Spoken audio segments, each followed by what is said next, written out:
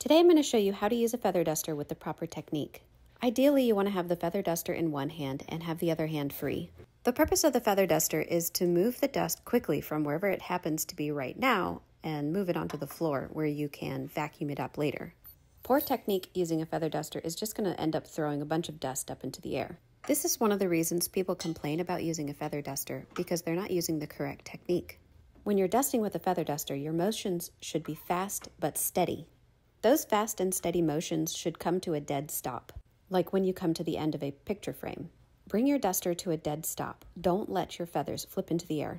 You would be throwing all of the dust up into the air where it would actually stay until you are finished dusting, and it will settle back onto all of the furniture you've just completed dusting. By coming to a dead stop at the end of each motion, you're actually giving the dust a chance to cling to the feathers. Now, to remove the dust from the feathers, you just firmly tap the feather duster against your ankle down close to the floor so that the dust can settle onto the floor where you're going to vacuum it up later. Now, to prolong the life of your feather duster, you need to store it in a proper position so that the feathers are not being broken or bent. Once you feel like your feather duster is dirty enough that you think it needs to be washed, you can gently wash it with warm, soapy water. Then you just rinse it well with warm water, and you have to let it dry completely. A feather duster is perfect for maintenance cleaning, but if you are dusting a home that hasn't been dusted in 6 months, you're probably going to want to hand wipe things first.